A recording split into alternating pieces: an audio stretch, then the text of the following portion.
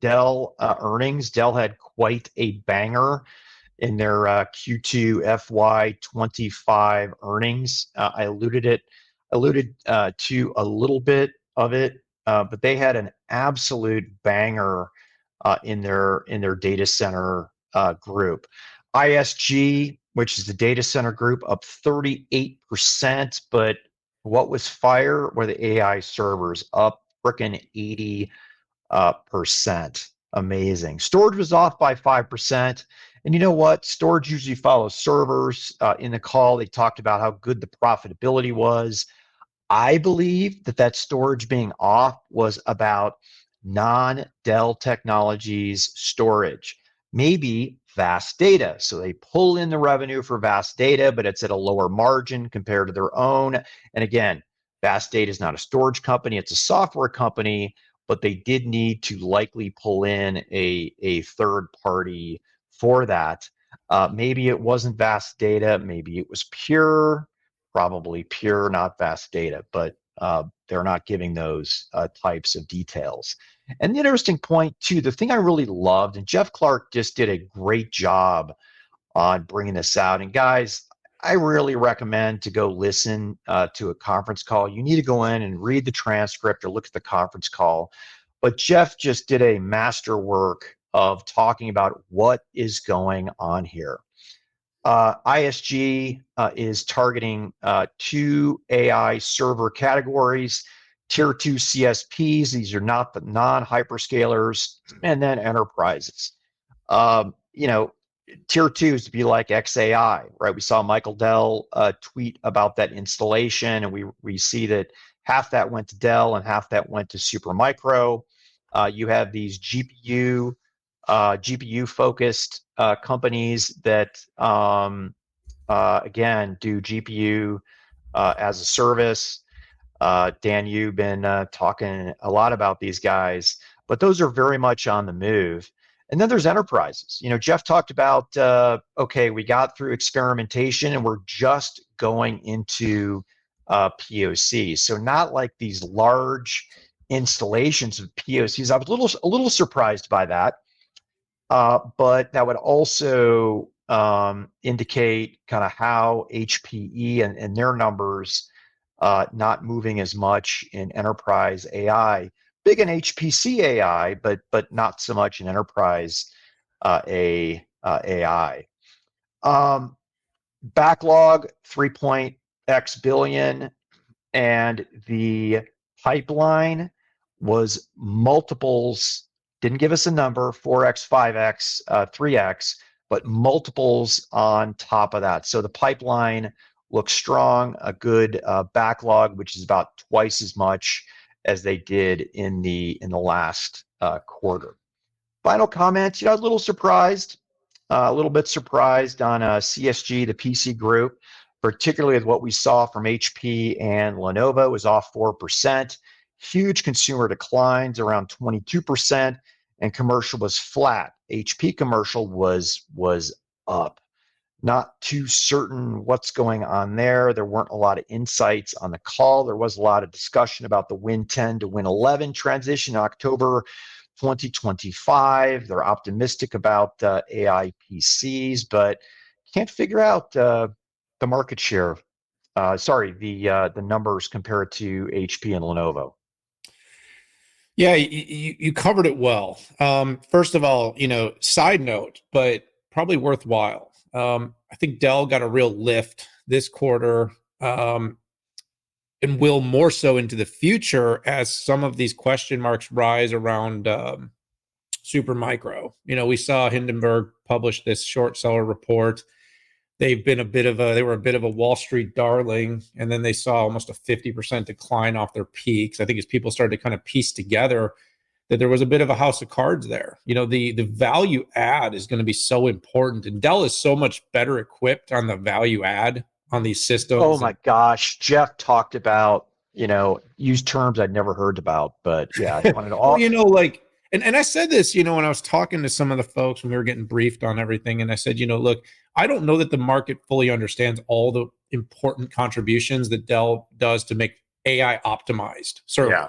And like I said, it's not really servers, it's racks. It's not just rack, it's build out, and then it's really being able to help companies understand the full requirements to integrate. And this goes back to what some of the alarm bells were with the AMD acquisition with ZT, is that kind of who owns this sort of system design build out. And I think it is a bit of a village. And especially, by the way, on AMD side, if they want to compete with Dell, or sorry, they want to compete with NVIDIA, but on the Dell side, if they want to really be able to drive margin, which has been where all the concern has been around the fact, great revenue growth, but it was at a lesser margin than in the past. And that has been one of the push and pulls, is where do they keep adding value so they can stack more margin into every one of these deals? And I think that's what Jeff really talked quite a bit about.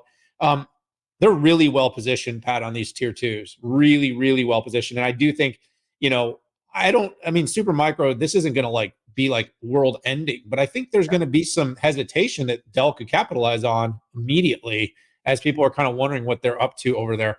I'll spend a minute longer on CSG just because you really covered ISG well. Pat, look, I know that and at times, we were talking back in the beginning of the year at CES about this device-driven super cycle. And I want to just basically say that you said earlier, let's take that word off the table. I still believe in it. I do think we're seeing a bit of a push that's going on right now in terms of the biggest demand. I think I expected a little more Q3, Q4 demand. I think we're seeing a bit more wait and see. I actually said I think Apple is going to surprisingly drive a wave of Copilot Plus and AI PC growth, because people are going to start to see this on-device experience, and enterprises are still more commercially attuned to Windows-based. But it's just showing up in the numbers. CSG's numbers were even softer than some of the others, but Lenovo, HP, we'll talk about here in a few. None of them had particularly optimistic. We talked to Enrique about it a little bit, and we'll talk again on HP. But I think everybody's kind of starting to admit that there's a lot of excitement, there's a lot of enthusiasm, but it may be more Q1, 2 of 25, and even beyond before this goes to scale. And some of this too, Pat, with the best features like recall really only being reintroduced here in Q4. There's still a little work to be done by the ecosystem. And Pat, you and I are going to try to be educators to the market on what people can get from a Copilot Plus and an AI PC. But I think that's part of these numbers being a little soft but it's also a reason for optimism that some of the best is still to come. This buy cycle could be huge, but it hasn't happened quite as fast as I had initially anticipated. Yeah, and just to clarify, I didn't say that I don't believe in the super cycle. I actually do. It's just the definition of it. And when I was on stage in January at CES on Intel stage calling this, I said the second half would be the beginning of it. Yeah.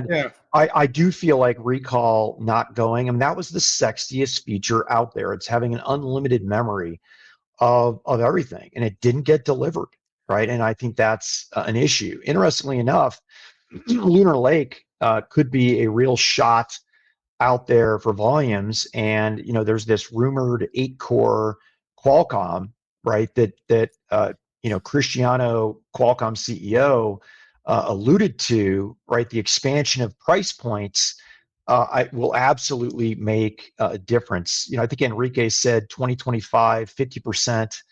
Sorry, 26, it would be 50%. But again, the reason that number sounds so low, first off, it's a premium offering, and it's a little muddy what the desktop market's going to be, which is almost half of the entire PC market. Excuse me. And that's directly related to the Intel and AMD roadmaps. And are they going to put big NPUs in their desktop parts? Right now, the answer is no. Yeah.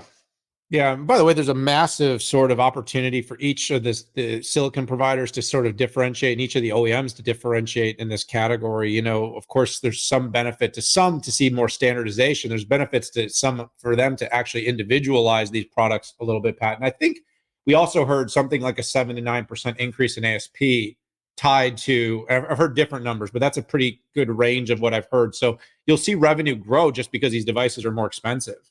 And so as it goes to volume, you're going to see, on a per device basis, more revenue. should be more profitable too, as we see this turn. Hey, I want to end this. I want to end this one. I want to read a quote from Jeff Clark on the call, and just to be factual here, their AI margins were higher this quarter than they were in previous. That they got raked over the coals. And he says we improved margins of our AI portfolio, and we did that with the same sort of price discipline. But more importantly, the engineering value add and the technical value add we're bringing to our customers and the expansion beyond the specific node to the rack level deployment. So our ability to add L11, L12 capabilities, first time I heard those terms, which are expert deployment, system validation and testing, the ability to help engineer the solution at our customer site, the extension into networking, the ability to cable these things up and deploy them at scale that is allowing us to extract additional value in our AI deployments.